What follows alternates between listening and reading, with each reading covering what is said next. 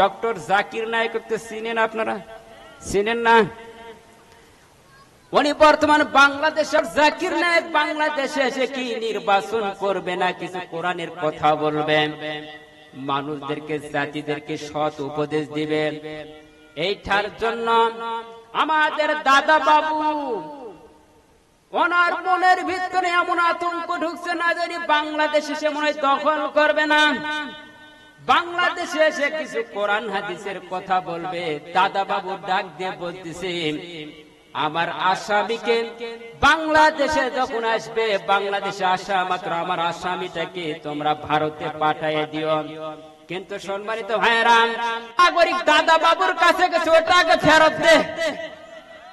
এ কথা বল, দাদা বাবুর কাছে আছে কয় বছর হয়ে গেল? 1.5 বছর। ওখান থেকে আগে ফেরত নিয়ে আসুন, তারপরে এখান থেকে আমরা পাঠাই দিব। জীবন থাকতে কোন আলিমকে বেঈমানের হাতে উঠাই দিব না। লিল্লাহি তাকবীর, নারায়ে তাকবীর।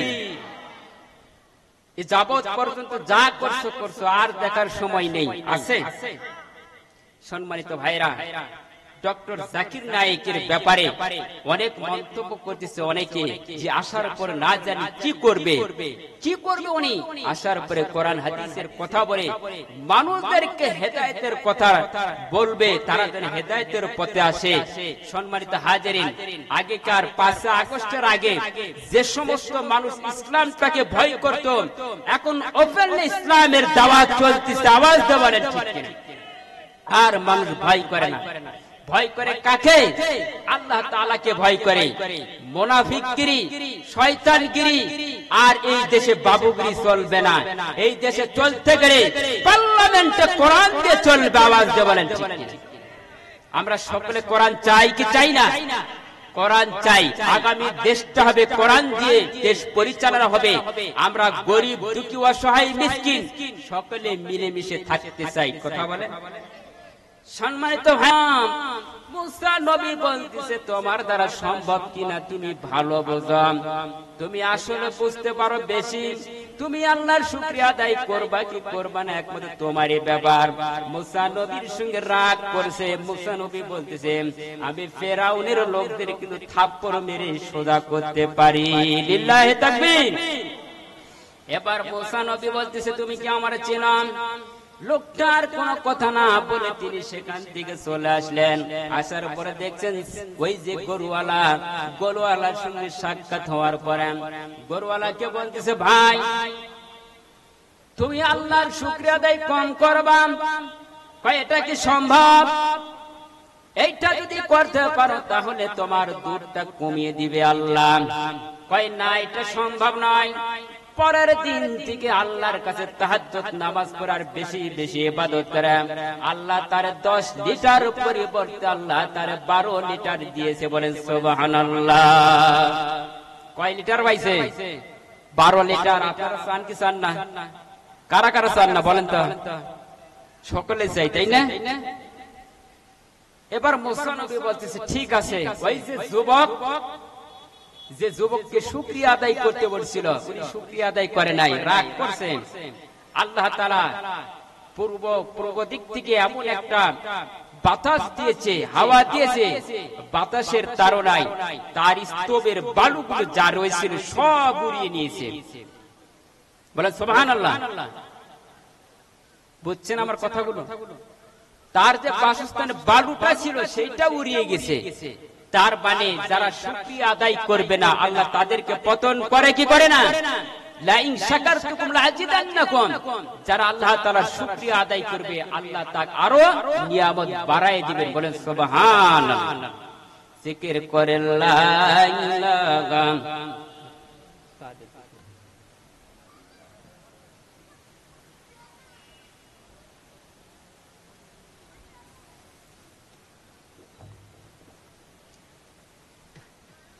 লা ইলাহা ইল্লাল্লাহ, লা ইলাহা ইল্লাল্লাহ মুহাম্মাদুর রাসূলুল্লাহ।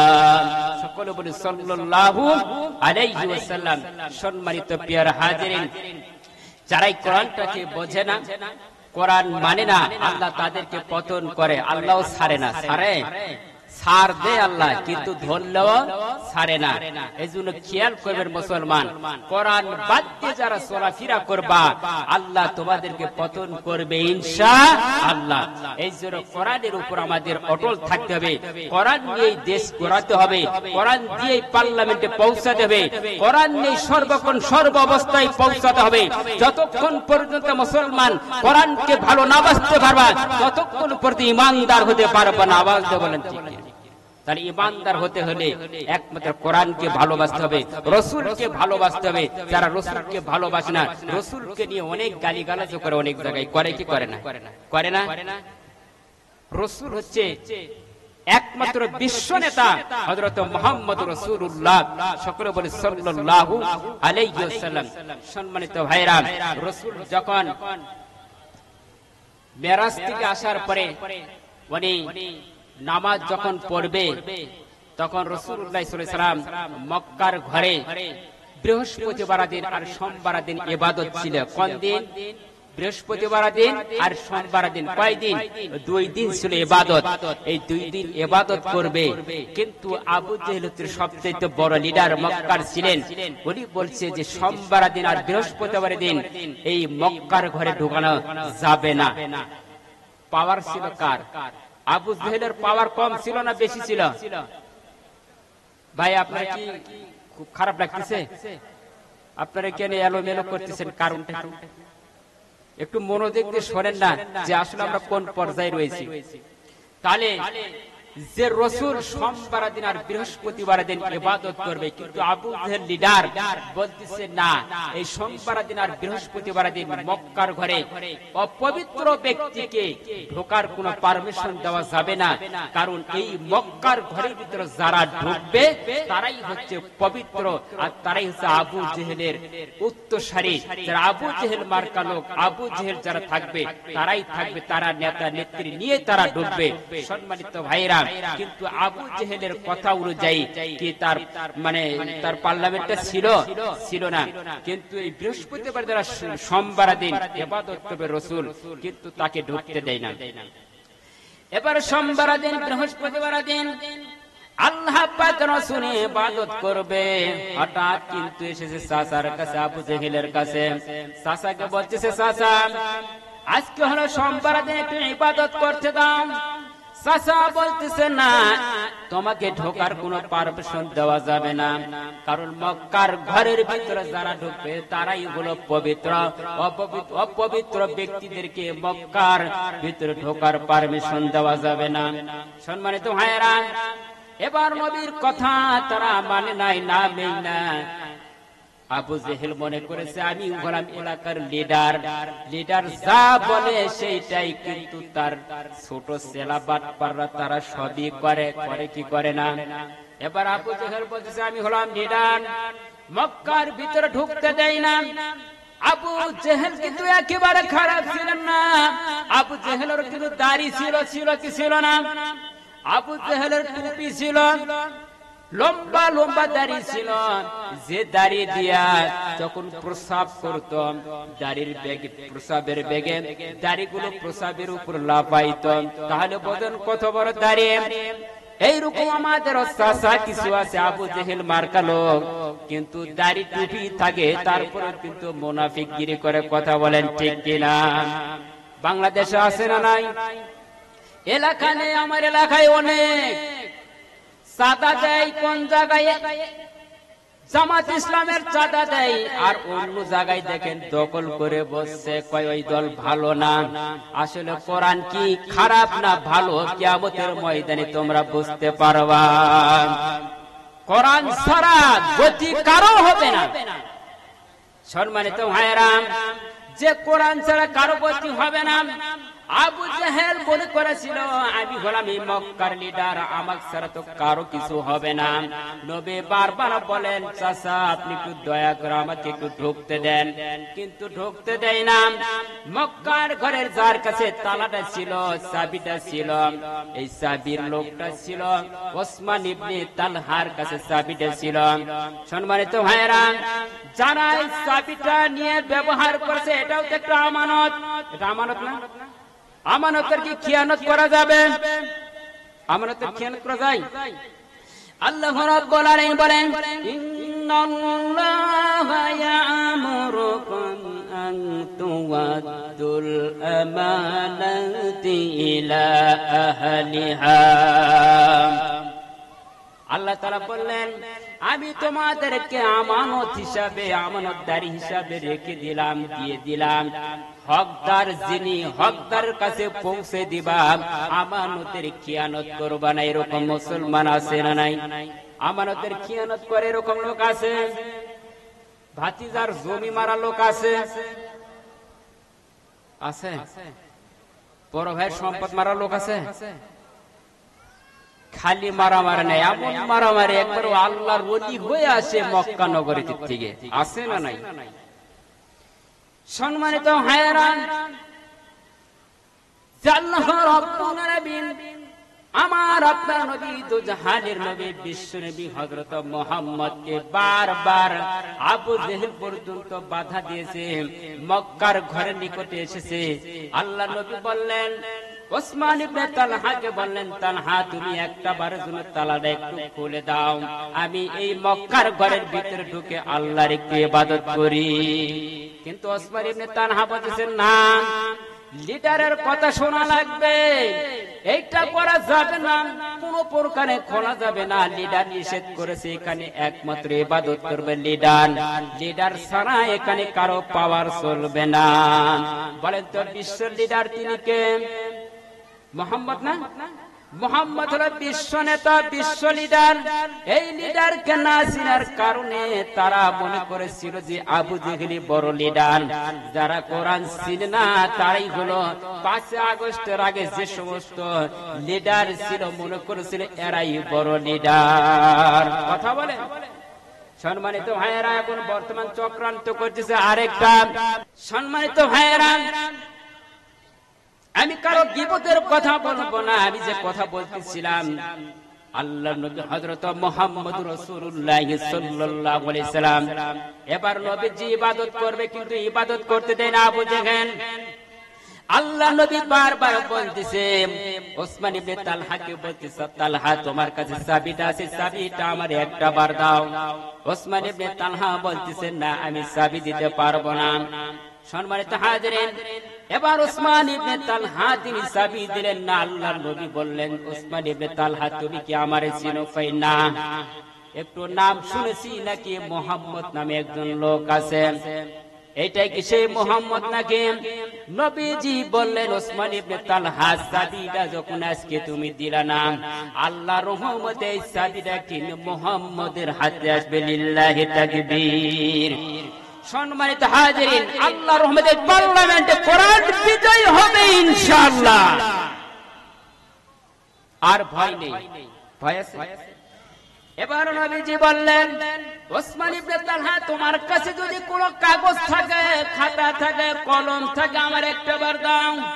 কলম দিয়ে ওপেন আমি লিখে দিচ্ছি, আল্লাহ পাক এই চাবিটা আমার হাতে একদিন দিবেন।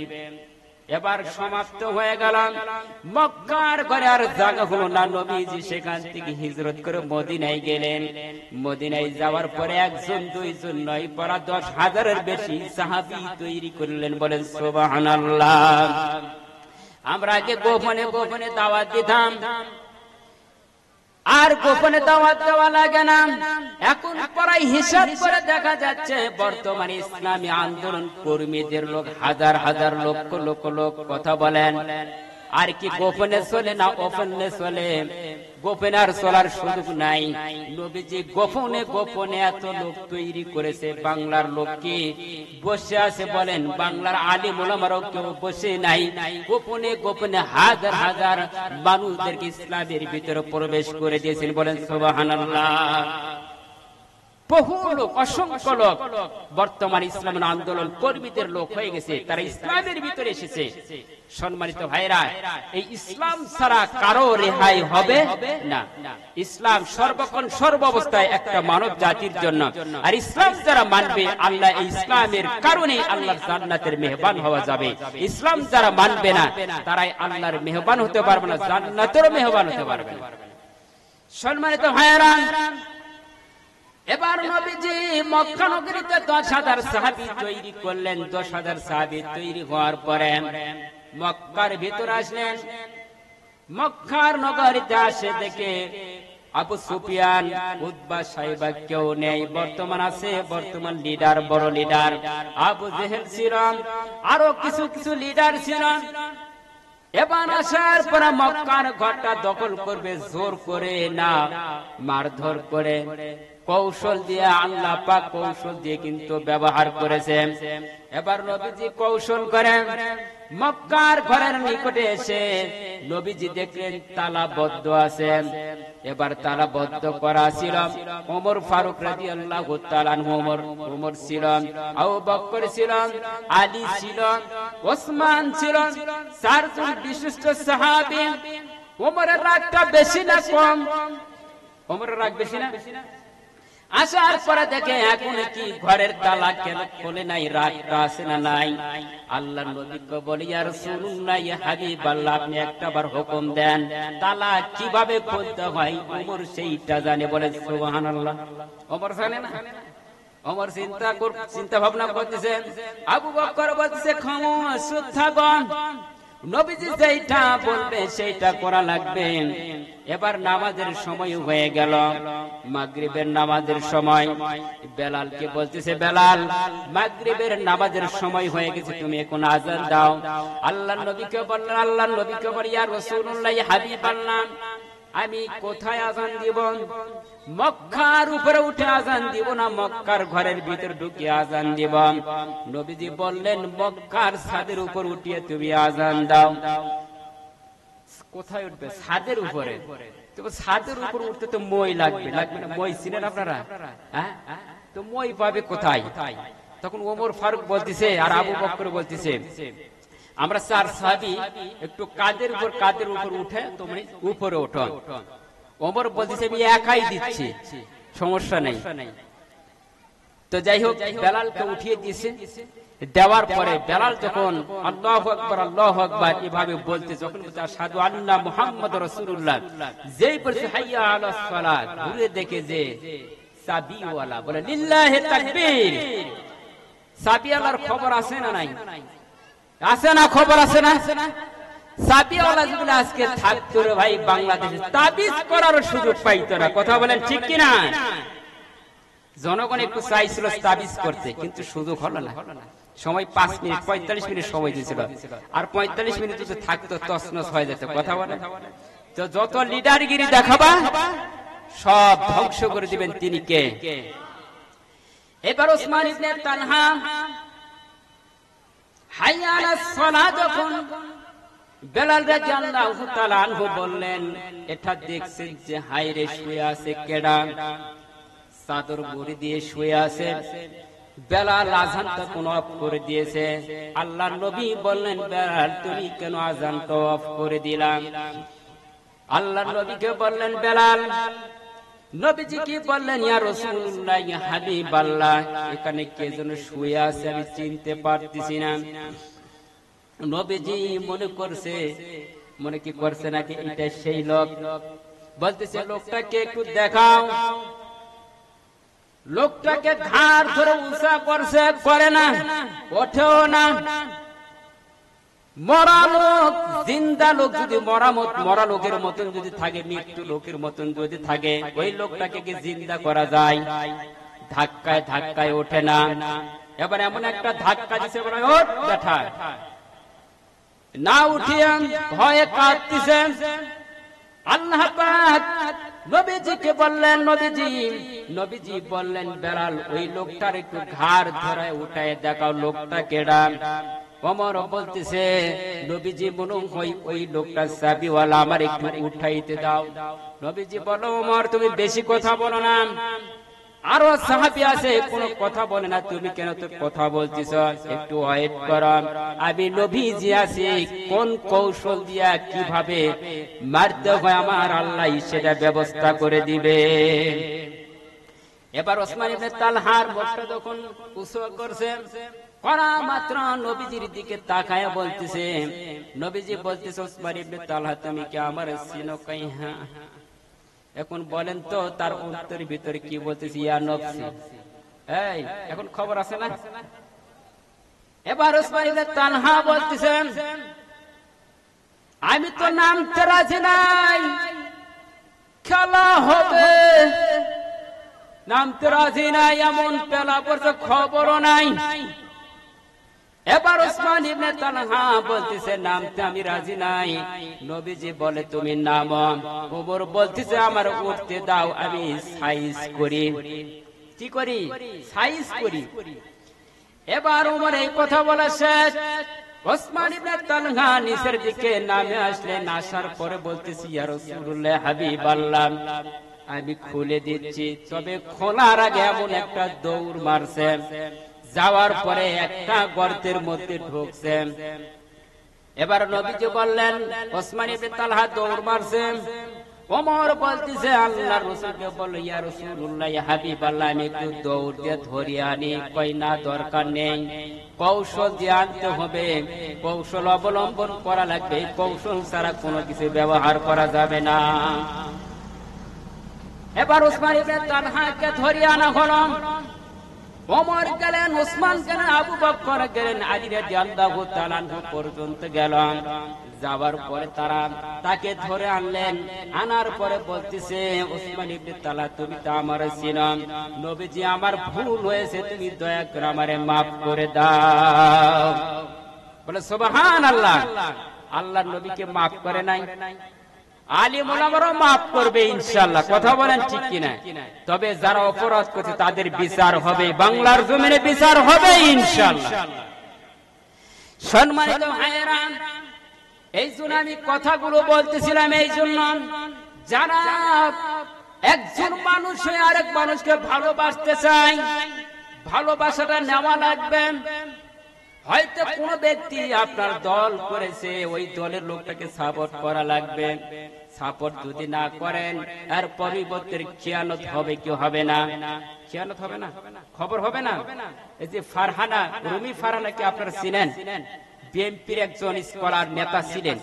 উনি খুব চেষ্টা করছে, অনেক কথা বলছে, কিন্তু এই ফারহানাকে আর সময় দিচ্ছে না তারা। যে সমস্ত বিএনপির ভাইরা রয়েছেন, আমি দয়া করে আপনাদেরকে বলি, তাদেরকে একটা মনোনয়নপত্র দেন। আপনাদের জন্য অনেক চেষ্টা করেছে, অনেক কথা বলছে না? রুমি ফারহানা কথা বলছে না? অনেক কথা বলছে বিএনপির জন্য, 15.5 বছর পর্যন্ত করছে। কিন্তু শেষ পর্যায়ে এখন ক্ষমতা হইতে তারা দখল করবে নাকি জানি না, কিন্তু এই পর্যায়ে এসে মনোনয়নপত্র দিচ্ছে না তাকে। কি অপরাধ করছে? উনি কি অপরাধ করছে আপনারা দিচ্ছেন না কেন? তাকে দিয়ে দেন। ইসলাম তো এটা বলে নাই। ইসলাম কি এটা বলছে? একজন উপকার করছে তাকেও তুমি উপকার করো, বরঞ্চ তাকে ক্ষতির ভিতরে ফেলে দিও না। এটা হচ্ছে না। কিন্তু আমাদের সমাজের ভিতরে দেখুন, আলিম ওলামার ভিতরে দেখুন, ইসলামী আন্দোলন কর্মী যারা রয়েছেন, এদের ভিতরে 2 নম্বরে বাটপারি আছে, কোন বাটপারি চিটারি নাই। কিন্তু তারা যারা যে পথে, ওই পথের মাঝি থাকবে, যারা যেখানে যে পথের লোক দরকার সেখানে তাকেই দেওয়া হচ্ছে, কিন্তু তারা দিচ্ছে না। তাদের ব্যাপার। সম্মানিত ভাইরা, এই জন্য খুব খেয়াল করে কাজগুলো করবেন। আগামী দিনের বাংলাদেশটা যেন হয় একমাত্র কোরআন দিয়ে পার্লামেন্টে চলে। আমরা চাই তো কোরআনটা পার্লামেন্টে চাই, চাই না? আমরা কারা কারা চাই? হাত উঠাকে বলে তো লিল্লাহি তাকবীর, নারে তাকবীর। আল কোরআনের আলো, আল হাদিসের আলো, দুর্নীতির আলো আর চলবে না। বাংলাদেশ আর চলবে না। সম্মানিত ভাইরা, যারা এই কোরআনের কথা বলতে গিয়ে যারা বাধা দিচ্ছে, কোরআনের কথা বলতে গিয়ে তাদেরকে মারধর করতেছে, বিভিন্ন আলিম ওলামাদেরকে, বিভিন্ন জায়গায় ইমামদেরকে, এটা আপনারা নিউজ পত্রিকায় সকলে দেখতেছেন ইনশাআল্লাহ। কিন্তু সম্মানিত ভাইরা, আগামী দিনের বাংলাদেশ কোরআন দিয়ে পার্লামেন্ট চলবে, কোরআন বিরোধিতা যারা করবে তাদেরকে বাংলার স্থায়ী হবে না, হবে না, কথা বলেন ঠিক কিনা? কোরআন দিয়েই চলবে পার্লামেন্ট। এই কোরআন দিয়ে গতকালকে জিহাদি সাহেব কোরআন দিয়ে সুন্দরভাবে মানুষদেরকে কথা বলতেছে। একজন বিএনপির ক্যাডার সাহেব মাইক ধরে এরকম আসার মারছে, বলে সুবহানাল্লাহ। উনি কি এখনো কোরআনের ভিতর আছে? হ্যাঁ, মুসলমানের ভিতর আছে? খারিজ হয়ে গেছে।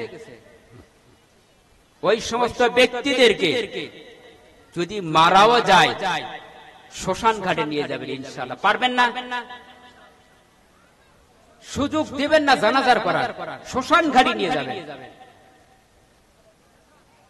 কোরআনের কথা বলতেছে, অজাতে এক জায়গায় এসে বাধা দিচ্ছে যে হুজুর রাজনীতির ওয়াজ করবে না। কোরআন কি রাজনীতি না? কোরআনটা কি? কোরআনটাই হচ্ছে রাজনীতি। তাহলে কোরআনের কথা বলতে গিয়ে যারা বাধা দেয়, আমার তো মনে হয় তাদের জন্মের ভেজাল আছে, আছে না?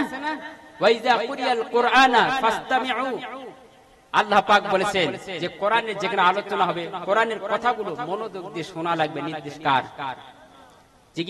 যেখানে কোরআনের কথা বলতে গিয়ে বাধা চিহ্ন করবে, বাধা দিবে, তারা কোন দল? আবু জেহেলের দালাল। আবু জেহেল তো এরকম বলছিল। আবু জেহেল রাসূলের কাছে যখন কোরআন আসতো, আবু জেহেল বারবার শুনতে যাইতো, আবু সুফিয়ানে যাইতো। কিন্তু আবু সুফিয়ান আর আবু জেহেল কি এক ছিল?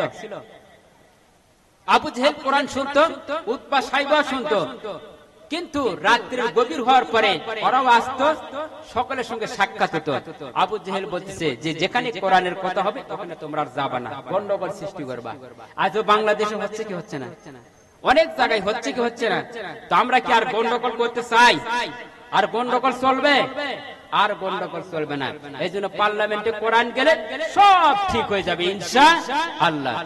মন যদি দিতে হয় নবীকে দিও, বলেন মন যদি দিতে হয় নবীকে দিও, মন যদি দিতে হয় নবীকে দিও। বলেন, একটু বলেন না কেন? খারাপ লাগছে? মন কাকে দিবেন? নবীকে দিবেন না অন্য কাউকে দিবেন? নবীর প্রতি মন দেওয়া লাগবে, নবীকে ভালোবাসা লাগবে। যারা নবীকে ভালোবাসবে তারাই জান্নাত পাবে, আর যারা নবীকে ভালোবাসবে না তারা জান্নাত পাবে না। পাবে? তো নবীকে ভালোবাসার দুই প্রকার। কয় প্রকার? এই কথাটা বলে আমি শেষ করব, বেশি আর লম্বা ইতিহাস বলবো না। নবীকে ভালোবাসা কয় প্রকার বলেন তো? দুই প্রকার। কোনদিন শুনছেন? এক প্রকার ভালোবাসা, আরেক প্রকার বাস্তবায়ন করা। বলেন ভালোবাসবেন না বাস্তবায়ন করবেন? দুইটাই করা লাগবে। আল্লাহ পাক কোরআনুল কারীমে কি বলেন শুনেন।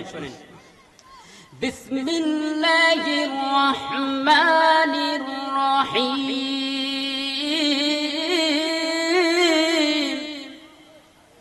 কুল ইন কুনতুম তুহিব্বুনাল্লাহা ফাত্তাবিউনি يحببكمullahu wa yaghfir lakum dhunubakum wallahu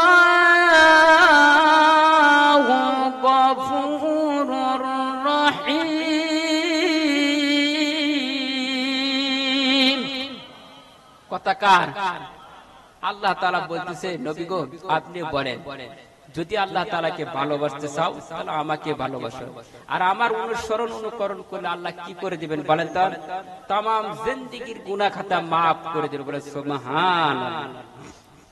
তাহলে আমরা নবীকে ভালোবাসতে চাই কি চাই না?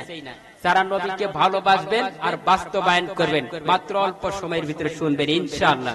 এক নাম্বার ভালোবাসা, আপনি আপনার বাবাকে খুব ভালোবাসেন, কিন্তু বাবাই বলতেছে বাবা সুদ খেও না। বলেন আলহামদুলিল্লাহ। সুদের কারবারে চলে এলাকায়? এলাকায় নেই, আমার এলাকায় প্রচন্ড সুদ। খালি সুদ তোলা হবে না। আমি ব্যাংকে টাকা রাখতে গেছিলাম, তো বলতেছে হুজুর কোন পদে টাকাটা রাখবেন একটু বলেন। তো ম্যানেজার সাহেব বলতেছে এ কথা বলার পর আমি বলি কি সিস্টেম টাকা রাখি এটা তো আমি জানি না, বলেন কিভাবে রাখলে ভালো হবে। বলতেছে হুজুর আমি মানে ওই সিস্টেম গেছিলাম, তো বলতেছে দেখেন টাকাটা এইভাবে রাখেন, মানে যে টাকাটা রাখলে প্রতি মাসে একটু বোনাস পাবেন। কি পাবেন? বোনাস। আমি কোনো বোনাস তো বুঝি না, আপনার বাড়ি কোথায়? আমি গ্রামে। বোনাস তো আমি বুঝি না। কয় ইন্টারেস্ট বোঝেন না? কয় না, এটাও বুঝি না। এটাও বুঝি না, এটার কথা হলো কিভাবে রাখবেন সেটা রাখবেন। আমি বললাম কারেন্ট অ্যাকাউন্টে রাখবো, টাকা রাখলেই যেন পরের দিন উঠানো যায়, আমি এই অ্যাকাউন্টে টাকা রাখবো। আমি ওই মাসিক বছর এগুলা বুঝি না। তো বলতেছে হুজুর পড়াশোনা করেন না? আমি বললাম যে ঢাকা ইসলামী ইউনিভার্সিটিতে পড়াশোনা করছি। হুজুর মাপও চাই দোয়াও চাই। কি বলছে? মাপও চাই দোয়াও চাই। মানুষ চিনা লাগবে, কেন এই লোকটা এইভাবে টাকা রাখতে চাচ্ছে না? নিশ্চিত কোনো সমস্যা আছে। আমাদের অনেক টাকা এরকম ব্যাংকে রাখছি, আর ইন্টারেস্ট খেয়ে মসজিদের কোনায় তসবিহ ফেলতেছি, মনে হয় আল্লাহ জান্নাত দিয়ে দিবে। চলবে? সম্মানিত ভাইয়েরা, আল্লাহ রাব্বুল আলামিন বললেন যদি একমাত্র নবীকে বলেন, নবী আপনি বলে দেন যদি আল্লাহ তাআলাকে ভালোবাসেন তাহলে আমাকে ভালোবাসো, আর যদি আমাকে অনুকরণ করো ভালোবাসো, আল্লাহ তোমাদের তামাম জিন্দেগীর গুনাহ খাতা maaf করে দেবে। বলেন সুবহানাল্লাহ। সম্মানিত ভাইয়েরা, নবীকে যারা ভালোবেসেছেন, আল্লাহ নবীর একজন সাহাবী ছিলেন, সাহাবীরা ছিল আব্দুল্লাহ আনসারী সাহাবী। প্রতিদিনের ন্যায় নামাজ পড়তে আসতেন, কিন্তু হঠাৎ দেখলেন যে নবীজি দেখলেন জুমার দিন বয়ান করেন, আবার 5 ওয়াক্ত নামাজের ভিতরে দেখেন এই আব্দুল্লাহ আনসারী সাহাবী প্রতিদিনের ন্যায় ফরজ নামাজের শুরুতেই চলে আসে, শুরুতে যখন স্টার্ট হয় আবার সাথে সাথে তিনি চলে যান। কারণটা কি? এইটা হযরত ওমর, আবু বকর, অন্যান্য সাহাবীদেরকে নিয়ে রাসূল বলতেছে সাহাবীরা তোমাদেরকে যাওয়া লাগবে, আব্দুল্লাহ আনসারীর কি সমস্যা আমাদেরকে দেখতে হবে। এরপর আব্দুল্লাহ আনসারীর বাড়িতে গেলেন, যাওয়ার পরে আব্দুল্লাহ আনসারীর বাড়িতে সালাম জানাইলেন নবীজি, কোন উত্তর আসে না। প্রায় 2-3 বার সালাম জানাইলেন, তারপর উত্তর আসলেন না। তখন তারপরে কিছুক্ষণ পরে উত্তর আসলেন। এবার আব্দুল্লাহ আনসারী সাহাবী বের হয়ে আসলেন, আল্লাহর নবীর কাছে এসে এরকম করে থরথর করে কাঁপতেছে। নবীজি বলতেছে আব্দুল্লাহ আনসারী তোমাকে সালাম জানাইলাম 3 বার, প্রায় কয়েক মিনিট হয়ে গেল, আসতে লেট করলাম, কারণটা কি তুমি বলো? কারণ আমি নবীজি যদি কারো উপর রাগান্বিত হয়ে যায় অথবা রাগ করে, আল্লাহ অবশ্যই তাদেরকে জাহান্নামের চৌরাস্তায় দিবে। কথা বলেন ঠিক কিনা? এবার নবীজি বললেন আব্দুল্লাহ আনসারীকে বললেন, আনসারী সাহাবী তুমি বলো কি সমস্যা? এবার আব্দুল্লাহ আনসারী ডাকতে বলেন, ইয়া রাসূলুল্লাহ, ইয়া হাবিবাল্লাহ, আমার যে পরনের কাপড়টা ছিল এই কাপড়টা খুব একটা ভালো কাপড় ছিল না, ভালো একটা কাপড়া ছিল, এই কাপড়া দিয়া আমার বিবি তখন নামাজ পড়ছিল। ওই নামাজ অবস্থায় আপনি যখন ডাকছেন, কারণ আমি আপনার জবান থেকে শুনেছি নামাজ অবস্থায় কাউকে ডাকা যায় না। যায়? নামাজ অবস্থায় ডাকা যায়? একজন লোক ইমামতি করতেছে, নামাজ পড়াচ্ছে, পিছন দিকে 2টা লোক বাজার করে আনছে। কি লোক? 2টা লোক বাজার করে আনছে। একজন আছে চাল, আরেকজন আছে মুরগি। কি আনছে বলেন তো? মুরগি আর চাল। তো এই 2 লোকটার চাল আর মুরগি এক জায়গায় রাখছে। এখন মুরগিটা বলেন তো চাল খাবে কি খাবে না? খাবে না। তো যে ইমামতি করতেছে উনি বলতেছে, দোস্ত চালের কাছে মুরগি রাখছো, মুরগি চাল খাচ্ছে। কে? মুরগি চাল খাচ্ছে। এখন এই যে যে মুসল্লি আছে বলতেছে, দোস্ত দেখো নামাজের ভিতর কথা বলা হয় না। আছে এরকম মুসল্লি? অনেক মুসল্লি আছে, দেখবে নামাজ হয়ে যাচ্ছে, ফোন ধরে করছে আমি নামাজে আছি, আমি নিজের চোখে দেখা, কই নামাজে আছি, পরে কথা বলো। জানার অভাব আছে না নাই? আব্দুল্লাহ আনসারী সাহাবী আল্লাহ নবীর কাছে এসে বারবার বলি, ইয়া রাসূলুল্লাহ হাবিবাল্লাহ, যে একটা বস্ত্র ছিল, এই বস্ত্র দিয়ে আমি নামাজ পড়েছি, আবার এই বস্ত্র দিয়ে আমার বিবিও নামাজ পড়ে, একটা কাপড়া দিয়া একমাত্র নামাজ পড়ি দুইজন মিলিয়া, এই জন্য আমি পিছে যাই আবার আগেই চলে আসি, কারণ নামাজের টাইমটা যেন বাতিল না হয়। সম্মানিত হাজিরিন, নামাজের টাইম বাতিল করা যাবে না। রাসূলুল্লাহ সাল্লাল্লাহু আলাইহি সাল্লাম আব্দুল্লাহ আনসারী সাহাবীর দিকে তাকায়া দুই চোখের পানি থরথর করে কাঁপতেছে, আর এরকম বয়ে বয়ে আসতেছিল। আল্লাহ নবীর দাড়ি মোবারক পর্যন্ত ভিজে গেল, আর ওমর ফারুক, ওসমান গনি, আবু বকর তারাও দেখিয়া চোখের পানি এরকম বের হয়ে আসতেছে। নবীদের দৃশ্যগুলো জীবন কোনদিন এরকম দৃশ্য দেখি নাই। আজকে আমার আব্দুল্লাহ আনসারী সাহাবীর এই কাজগুলো দেখলাম, দেখিয়া নবীজি কেঁদে ফেললেন। এবার নবীজি বললেন, আব্দুল্লাহ আনসারী, ঠিক আছে, তোমার কাজটা ঠিকই করেছে, তবে দেখো ওই যে উঠানের ভিতরে একটা ছোট্ট বাচ্চাকে গাছের সঙ্গে বেঁধে রাখছে, কি অপরাধ? গাছের সঙ্গে বেঁধে রাখছে, কি অপরাধ? তখন আব্দুল্লাহ আনসারী সাহাবী বলতেছে, ইয়া রাসূলুল্লাহ হাবিবাল্লাহ, ওই যে ইহুদির বাড়ির খেজুরের গাছ, ওই গাছের ডাল পাকা হয়ে আমার বাড়িতে এসেছে, ছোট্ট বাচ্চা, আমি কর্ম করতে চাই, বিভিন্ন জায়গায় চলে যাওয়া লাগে, এই বাচ্চাটা যদি খেজুর খায়, জবাবদিহি করা লাগবে কার কাছে? কার কাছে হিসাব দেওয়া লাগবে? আল্লাহর কাছে হিসাব দেওয়া লাগবে। এই যুবক ভাইরা যারা রয়েছেন, আপনাদের 2 মিনিট একটু কথা বলে, যে সমস্ত যুবক ভাইরা রয়েছেন যারা ভালোবাসা করেন, পরকিয়া করেন, প্রেম প্রীতি ভালোবাসা যারা করেন, দেখবেন অপরের কাছে তিতল গাছ, দেখবেন আম গাছ, এরপরে দেখবেন বড়ই আনতিছে, আনি নায়িকাকে বলছে যে রহিমা তুই খাও, এরকম যুবক আছে না নাই? এ আছে না নাই? এই যুবক ভাইরা আছেন না নাই? এই তিতল খাওয়ানো, বড়ই খাওয়ানো, এটা কি সওয়াবের কাজ? আমরা না বলে আনি না, অনেকে আনছে, তো অনেকে আনে না বলে, দেখুন বড়ই গাছ থেকে বড়ই আনে, আম পড়ছে আমও আনছে, খাওয়ান যাবে? এত সস্তা ইসলাম? ইসলাম এত সস্তা নাই। আব্দুল্লাহ আনসারী সাহাবী তখন রাসূলকে বলে, ইয়া রাসূলুল্লাহ হাবিবাল্লাহ, এই বাচ্চাটা যখন আমি রেখে বাহিরে যাই কাজ করতে, বাচ্চাটা যদি ভবিষ্যতে খেয়ে ফেলে, আল্লাহর কাছে হিসাব দেওয়া লাগবে। নবীজি বললেন, আব্দুল্লাহ আনসারী, তোমার ব্যাপারে আমি আর কি বলবো, তাহলে যেটা করছে এটা করা লাগবে। তার মানে হলো, নবীজিকে যারা ভালোবাসবেন, ভালোবাসলে যেরকম সব বরাতে জিলাপি খাওয়া যায়, ওই ভালোবাসা দিয়ে ইসলাম বিজয় হবে না। কথা বলেন ঠিক কিনা মুসলমান? জিলাপি খায় কি ইসলাম বিজয় হবে? ইসলাম বিজয় করতে গেলে জিহাদের ময়দানে থাকতে হবে। আওয়াজ দিয়ে বলেন ঠিক কিনা? জিহাদু ফি সাবিলিল্লাহ, আল্লাহর রাস্তায় জিহাদ করা লাগবে। এবার আব্দুল্লাহ আনসারী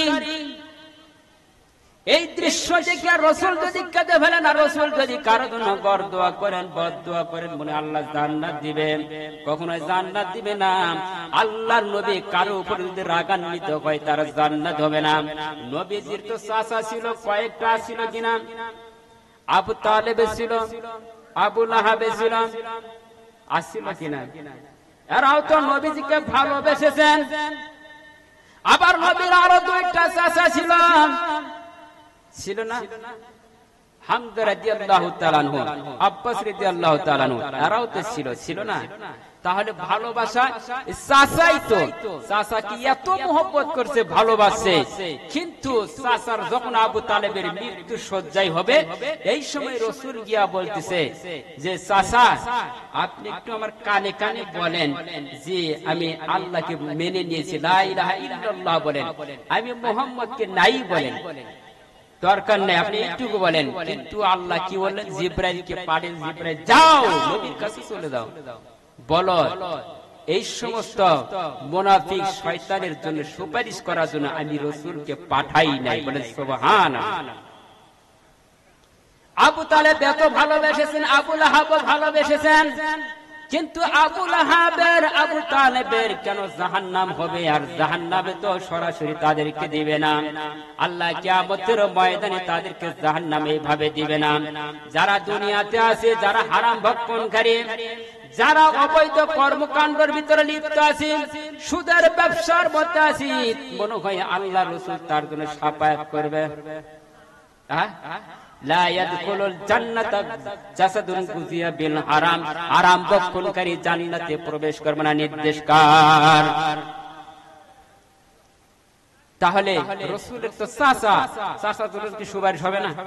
চাচাকে এত ভালোবেসেছে, মহব্বত করছে, চাচাও ভালোবেসেছে, কিন্তু চাচার জন্য সুপারিশ করতে পারছে? পারে নাই। আল্লাহ পাক বললেন, ইন্নাকা লা তাহদি মান আহাবাবতা ওয়ালাকিন্নাল্লাহা ইয়াহদি মান ইয়াশা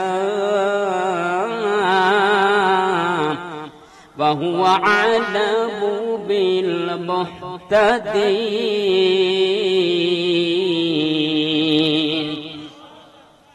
আল্লাহ পাক বলেন, নবী নিশ্চয় আপনি ভালোবাসতে পারেন, কিন্তু তার জন্য সুপারিশ করতে পারবেন না, হেদায়েত দিতে পারবেন না। আল্লাহ যাকে ইচ্ছা হেদায়েত দিতে পারে, হেদায়েতের ব্যাপারে আল্লাহই ভালো। যে জুতাটা আছে ফিতাওয়ালা জুতাটা, ওই জুতাটা তার গায়ে, তার প্রথম পায়ে পরিধান করে দিবে, পায়ের থেকে সীসা উঠবে, জাহান্নামের অগ্নি তাদের ভিতরে লেগে যাবে। বলেন নাউযুবিল্লাহ। বলেন তো আমরা নবীকে ভালোবাসতে চাই না বাস্তবায়ন করতে চাই? যারা বাস্তবায়ন করবেন, নবীকে ভালোবাসবেন, কাজ করা লাগবে দুইটাই। নবীকে ভালোবাসতে গেলে, বাস্তবায়ন করতে গেলে কোরআন পার্লামেন্টে যাওয়া লাগবে। কোরআন যদি পার্লামেন্টে যায়, কোরআন দিয়ে সুদের কারবারি আগেই প্রথম বন্ধ করা হবে ইনশাআল্লাহ। এগুলো বন্ধ হবেই ইনশাআল্লাহ। জিনার কাজও বন্ধ হবে, সম্পূর্ণ অবৈধ কাজ বন্ধ হবে ইনশাআল্লাহ। আপনারা চান কি চান না? মুসলমান আমরা তো মরবো, একবার এসেছি না, একবারই যাওয়া লাগবে। তো আমরা কি সারা জীবনের জন্য এসেছি? তাহলে যে আল্লাহর রাস্তায় যাওয়া লাগবে, যে আল্লাহ আমাদেরকে পাঠাইছে, ওই আল্লাহর কাজ ছাড়া অন্য কারো কোনো কাজ করা যাবে? তাহলে একমাত্র আল্লাহরই কাজ করব। আমরা রাজি আছি তো ইনশাআল্লাহ? নবীর চাচা যদি ভালো কাজ করে যদি জান্নাত না পায়, আর আমরা তার উম্মত হয়ে সুদের কারবারি, চিটার বাটপারি করার, সম্পদটাকে লুটপাট করা, করার সম্পদকে ভক্ষণ করা, আমরা মনে হয় আল্লাহর ওলি। মন খারাপ করলেন আপনারা? বলবেন যে হুজুর জয়পুরহাট থেকে এসে আমাদের এলাকায় একটু মানে গরম দেখাচ্ছেন। নোন, এবার আমি কোনো গরম দেখাইনি বাবা, দয়া করে আপনারা একটু বোঝেন। আমি কোরআন দিয়ে কথা বলতেছি, আমি কি কোরআনের কোনো বাহিরে কোনো কথা বলছি? সম্মানিত হাজিরিন, সকলকেই বুঝতে হবে। আপনারা অনেকে এসেছেন, আরো একটু লোক আসবে, হয়তো হুজুর আসার আগে আসবে, প্যান্ডেল এসে কানাই কানাই ভরে যাবে। গোলাম রব্বানী ভাই যখন মঞ্চে উঠবে, এইটুকু লোক নয়, প্যান্ডেলের পর্দাও খুলে দেওয়া লাগবে। কারণ অনেকে বাড়িতে বসে গরুর গোশত দিয়ে খাওয়া দাওয়া শুরু করছে, এশিয়ার মিষ্টি আর বগুড়ার দই খায়া করতেছে, হইছে। কথা বলেন ঠিক কিনা? যেই গোলাম রব্বানী ভাই আসবে, প্যান্ডেল কানাই কানাই ভর্তি হয়ে যাবে ইনশাআল্লাহ। সম্মানিত ভাইরা, আপনারা অনেক বক্তার ওয়াজ তো শুনেছেন, শুনছেন কি শোনেন নাই? খালেক শরীফের কণ্ঠের অনেক ওয়াজ শুনেছেন। আমি ইনশাআল্লাহ আপনাদের দোয়ায় কয়েক কণ্ঠ দিয়ে ওয়াজ করতে পারি, একটু শোনাইতে পারি। শুনবেন? কারা কারা শুনবেন না একটু হাত উঠে বলেন তো। আচ্ছা শুনবেন, কারা কারা হাত উঠে বলেন তো। লিল্লাহে তাকবীর, লিল্লাহে তাকবীর। সর্বপ্রথম খালেক শরীফের কণ্ঠে একটু শোনানি দেই।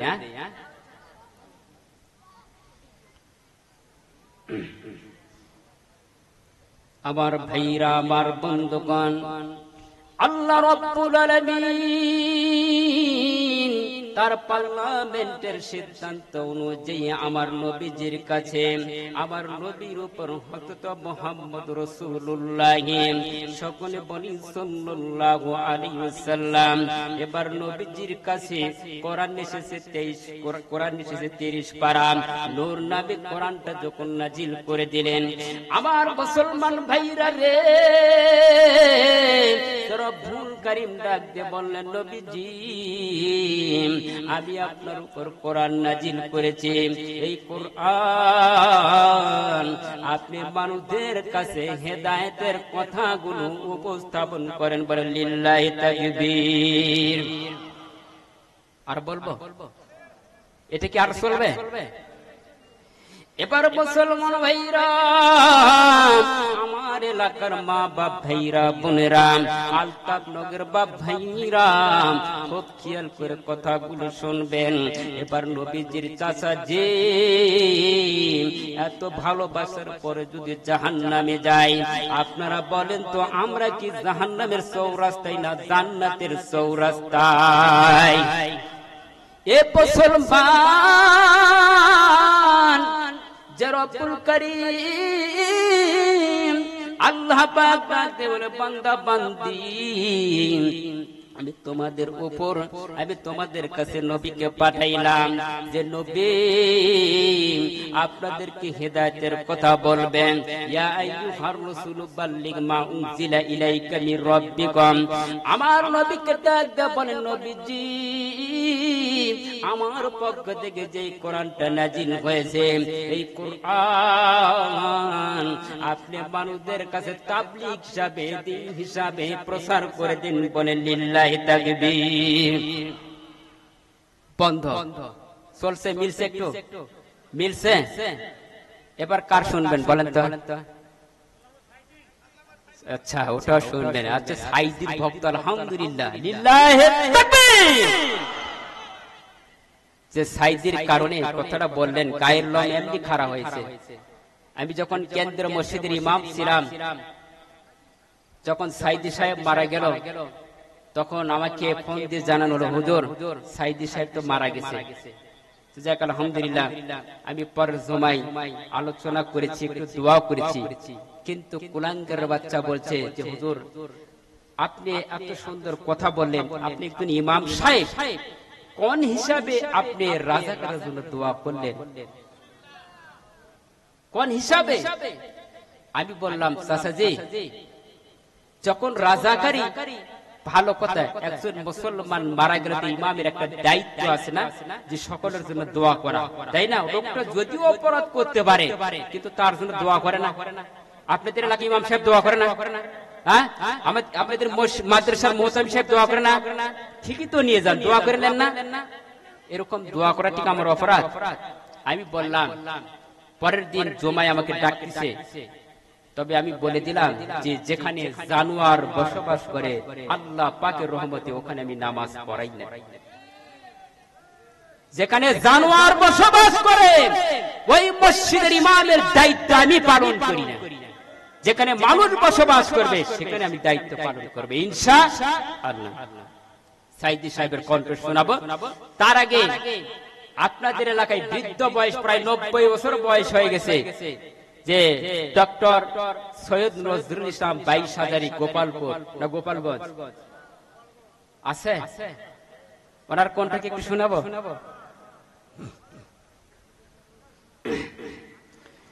ওরে আজ বললে কাল দুই দিন বুঝিবার শেষ, আজ বললে কাল দুই দিন বুঝিবার শেষে, বলে না আল্লাহ রাব্বুল আলামিন কোরআনুল কারীমের ভিতর আমার আল্লাহ জানিয়ে দিলেন, নবীজি এই কোরআনুল কারীমের দাওয়াত আপনি ইসলামের কথাগুলো আপনি উম্মতের কাছে পৌঁছায় দেন, আপনি তাবলীগ হিসাবে, দ্বীন হিসাবে পৌঁছায় দেন। নবীজি আমার এইভাবে কোরআনুল কারীমের কথাগুলো যখন মানুষের দ্বারে দ্বারে পৌঁছায় দেয়, মানব জাতিগুলো ইসলামের ভিতরে তারা প্রবেশ করে এই দাদা এই নাতিরা হন ঠিক আছে না এটা 22,000 নাটোরের জাকারিয়া হুজুর আছে চিনেন কারা কারা এলাকার আগে আন্তর্জাতিক বক্তা ছিল শুনবেন জাকারিয়ার কণ্ঠ শোনাবো জাকারিয়া হুজুর ওয়াজ আমিও শুনেছি আলহামদুলিল্লাহ খুব সুন্দর কণ্ঠ খুব ভালো লাগে খুব করুণ ইতিহাস বলে ভালো লাগে না তবে এখন বয়স হয়ে গেছে আর অত গতি চলে না তাও মোটামুটি কিছু দেখা যায় ওয়াজ করতেইছে বাবার বন্ধুগণ আল্লাহ রাব্বুল আলামিন তোমাদের জন্য জান্নাতের নিয়ামত দিলাম মুসলমান ভাইরা রে যে রব্বুল আলামিন তোমাদের মা বাবাদেরকে দুনিয়ায় পাঠাইলাম মুসলমান তোমরা যে মা বাবার কারণে তোমরা দুনিয়াতে এসেছো ওই মা বাবাকে যারা কষ্ট দিবা ওই মা বাবার কথা যারা শুনবা না কারণ মা বাবা হলো তোমার জন্য মক্কা মদিনা ঠিক আছে না আর চলবে যাক ওদিকে যাব না কারণ এখন আমার একটু সময় প্রায় শেষের দিকে আমাদের গোলাম রব্বানী হুজুর ভাই চলে আসছে অবশ্যই অতি তাড়াতাড়ি আপনাদের মঞ্চে আসবে হয়তো আমার ওয়াজ দ্বারা আপনারা একটু বিরক্ত হচ্ছেন কারণ উনি আন্তর্জাতিক খ্যাতি সম্পন্ন আপনাকে দোয়াই 64টা জেলায় আমি গুনাহগারও যাই ইনশাআল্লাহ একটু দোয়া করবেন খাস করে দোয়া করবেন তো আল্লাহ রাব্বুল আলামিন বলেন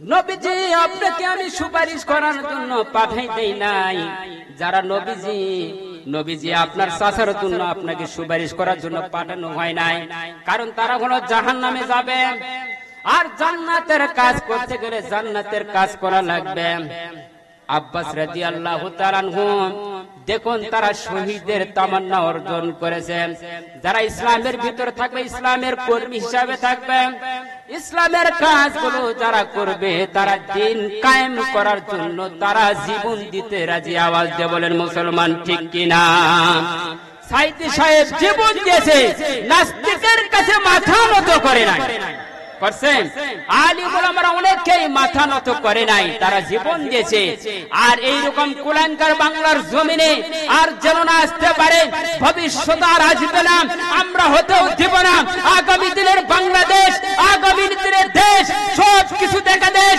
আলিম ওলামার দেশ দাড়িওয়ালাদের টুপিওয়ালাদের দেশ কথা বলেন ঠিক কিনা লিল্লাহি তাকবীর সম্মানিত ভাইরা তাহলে বলেন নবীকে ভালোবাসতে গেলে নবীর মাদ্রাসা ভালোবাসা লাগবে কিনা এটা কার মাদ্রাসা এখানে কি শিক্ষা দেওয়া হয় হ্যাঁ কোরআন শিক্ষা দেওয়া হয় এতে আপনাদের ঝামেলা হয়েছে না ভালো হয়েছে হ্যাঁ ভালো হয়েছে কারণ কিতাব প্রমাণ করেছে যে এলাকায় মাদ্রাসায় থাকে মাদ্রাসায় ছাত্রগুলো তাহাজ্জুদের নামাজের সময় উঠিয়ে নামাজ পড়ে তারা কোরআনুল কারীম যখন তেলাওয়াত করে ওই এলাকার যে মুর্দাগুলো আছে কবরে শুয়ে আছে তারা কবরে শুয়ে শুয়ে তারা সওয়াব পাইতে থাকে বলে সুবহানাল্লাহ এখন বলেন হুজুর খায় না না খেয়ে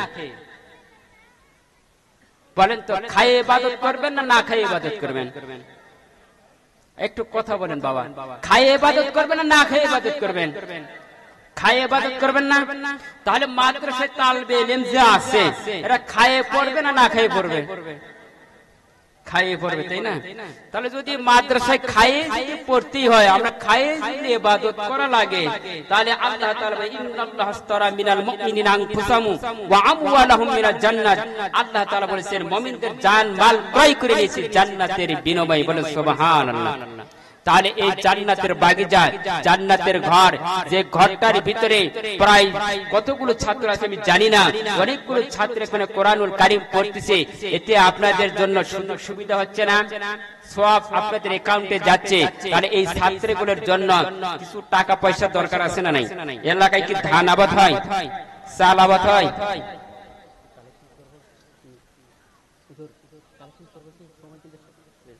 তাহলে যে এলাকায় মাদ্রাসায় থাকে মাদ্রাসার ছাত্রদের জন্য কিছু খোরাকের প্রয়োজন আছে। আমি মাদ্রাসার ছাত্রদের জন্য আমি মাত্র 5টা মিনিট কথা বলবো, বলে ইনশাআল্লাহ মেইন পয়েন্টের দিকে যাব। মাদ্রাসার ছাত্রদের দেখেন কি অভ্যাস, কি আখলাক, কি চরিত্র, কি ভালো। তারা মুরব্বিদেরকে দেখলেই সালাম দেয়, দেয় কি দেয় না? বাবা দেয় না? আপনাদেরকে সালাম দেয় না? মাদ্রাসার ছাত্র আপনাদের দেখলে সালাম দেয় না? আবার এটাও জিজ্ঞাসা করে বাবা কেমন আছেন, বলে না? ভাইদেরকে বলে ভাই আসসালামু আলাইকুম, দোয়া করেন, বলে না? সকলের কাছে দোয়াও চাই, সালাম আদান প্রদান করে। সালাম আদান প্রদান করা কি রাসূলের সুন্নাত না? তাহলে এটা করা দরকার। তাহলে এই শিক্ষাটা অর্জন করতে গেলে সেই শিক্ষা সেই ছাত্রদেরকে কিছু দেওয়া লাগবে, দেওয়া লাগবে না? সম্মানিত ভাইরা, একটা ছাত্রর মাত্র একটা জিনিস নষ্ট হয়ে গেছে। নষ্টটা কি? এই ছাত্র প্রতিদিন ঘুরতে যায় রাস্তা দিয়ে, হঠাৎ একদিন দেখে পায়ের স্যান্ডেল গেছে ছিঁড়ে। তবে একটা মুরব্বীকে বলতেছে বাবা রে, স্যান্ডেল যখন ছিঁড়ে গেল এই স্যান্ডেল আমি সেলাই করবো কোথায়?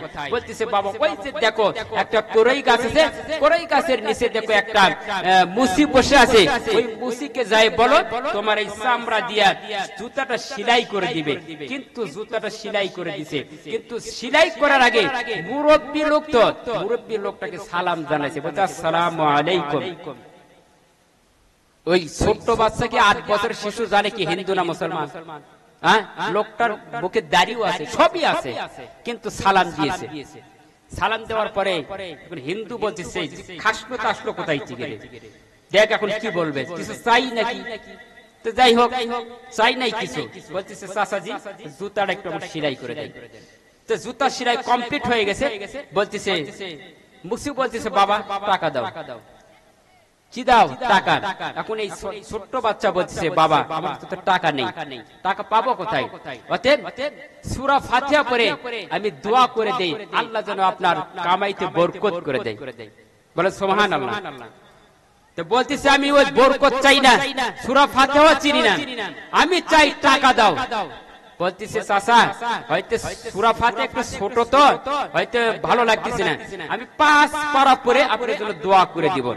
কয় 5 পারা কও, 10 পারা কও, 30 পারা কও, কোরআনই চিনি না, বলো টাকা দাও। টাকা দিবা জুতা নিবা। বলেন টাকা দিবেন না জুতা নিবেন? আপনারা বলেন টাকা দিবেন না জুতা নিবেন? কোনটা নিবেন? দুইটাই তো নিবেন নাকি? টাকাও নিবেন জুতাও নিবেন। কিন্তু লোকটার জুতাও দেয় না টাকাও দেয় না। যাই হোক ছাত্ররা টাকা দিতে পারে না। এবার ছাত্ররা বাড়িতে গিয়েছেন, মাদ্রাসায় গিয়ে হুজুরকে বলে মুহতামিম সাহেব এই মাদ্রাসায় আর পড়বো না। কয় কি অপরাধ, কি সমস্যা? একটা বারক করে বলো বাবা তোমার কি হয়েছে, রাগ করো না। মুহতামিম সাহেব প্রায় 2-3 বছরে কোরআনের হেফজ শিখিয়ে দিয়েছেন কষ্ট করে। মুহতামিম সাহেব বলতেছে বাবা একটাবার খুলে বলো কি হয়েছে? কয় না, যে কোরআন পড়লে হাতে টাকা থাকে না, কাছে পয়সা থাকে না, এই কোরআন পড়ে কোনো লাভ হবে না, কারণ আমি কোরআন পড়তে চাই না, কোরআন আমার দরকার নেই। হুজুর বলতেছে বাবা তুমি রাগ করো না, একটু সবর হও, ধৈর্য করো, কি হয়েছে, কি অপরাধ একটু খুলে বলো। কই না বলবো কেন, টাকার অভাবে জুতা আনতে পারতেছি না। কি জুতা আনতে পারতেছি না টাকার অভাবে, অতএব এই মাদ্রাসার পড়াশোনা করবো না। মুহতামিম সাহেব রাত 2টায় তাহাজ্জুদের নামাজ পড়ে আল্লাহর কাছে দোয়া করে, আল্লাহ তুমি দয়া করে এই মাদ্রাসার এই ছাত্রটাকে তুমি কবুল আর মঞ্জুর করে না। বলে সুবহানাল্লাহ। হুজুর দোয়া করলেন, তাহাজ্জুদের সময় যখন দোয়া করেছে আবার সালাতুল হাজতের নামাজও পড়ছে, ওই সময় নামাজ পড়ার সময় নামাজ পড়ছে, হঠাৎ আল্লাহ পাক এমন একটা পাথর দিয়েছে, এই পাথরের কারণে আল্লাহ জিব্রাইলের মাধ্যম দিয়ে জানাই দিয়েছে গায়েবী আওয়াজ দিয়া যে এই পাথরটা দিয়া তুমি ওই মুসির কাছে একটু পরীক্ষা করবা। কিসের পাথর? জান্নাতের পাথর। এই পাথর নিয়ে যখন পরীক্ষা করতে গেলাম বলতেছে বাবা এই পাথরটা নিয়ে তুমি মুসির কাছে যাবা, তবে বিক্রি করবা না, একটু দেখাইবা যে কিসের পাথর। পাথর নিয়ে বলতেছে বাবা আসসালামু আলাইকুম, যে পাথর। কই পাথর দিয়ে কি করবো? এই যেটা আপনাকে দিয়েছে হুজুর, এই পাথর নিয়ে হুজুর এই মুসি এই পাথরটা ওই ছাত্রের দিকে যখন নিক্ষেপ করছে ভালো বকে মাথায় লেগে নাই, অন্য সাইডে পড়ে গেছে। তখন ছাত্ররা উঠিয়ে নিয়েছে, নেওয়ার পরে আবার আরেক জায়গায় বিক্রি করতে গেল, দেখে একটা মুদিখানা গিয়ে বলতেছে, বাবা এই পাথরটার মূল্য কত হবে? লোকটা বলতেছে, পাথরের তো কোনো মূল্য নেই, এটা কিসের পাথর? এই পাথর দিয়ে একটু ওজন করা হবে। কই কোনোই মূল্য নাই কেন? না, কই পাথর তুমি যদি আমাদের কাছে দিয়ে দাও তাহলে পাথরের বিনিময়ে 5 টাকা পাবা। কত পাবা? 5 টাকা। হুজুররা যখন, ছাত্ররা যখন মাদ্রাসার ধান আদায় করতে যায়, তখন দেখবেন সিটার বারবারি করে, আসে না নাই? সিটা ধান দেয়, 5 টাকা দেয়। এটাতে চলে? আপনার যাকাতের টাকা কারে নিয়ে যাচ্ছে? ওসরের টাকা কে নিয়ে যায়? হুজুররা নিয়ে যায় না? তাহলে আপনার আমল, আপনার সওয়াব ইনকাম করে দিচ্ছে, আর আপনি ওখানে 5 টাকা সিটা ধান দিলেন, চলবে? সম্মানিত ভাইয়েরা, 5 টাকা দিতে চাইছে, কিন্তু ছাত্রের মনে আছে মোহতামিম সাহেব বলছে এটা বিক্রি করা যাবে না। এবার স্বর্ণকারের দোকানে নিয়ে গেছে, স্বর্ণকারকে বলতেছে, স্বর্ণকার বলো এই পাথরের মূল্য কত? স্বর্ণকার স্বর্ণ ছেলেকে চেনে না। স্বর্ণকার বলতেছে, বাবা এই পাথরের মূল্য হবে মাত্র 50,000 টাকা। 50,000 টাকা? তুমি ফাজলামো করছো? আমি তো টাকা দিবার চাইনি। কি ফাজলামো করে না? মাদ্রাসার ছাত্রের সাথে ফাজলামো করে না? এরকম মুসলমান নাই? কয় বাবা সে তো না 50,000 টাকা দিচ্ছি পাথরের বিনিময়ে, না এটা দিব না। কয়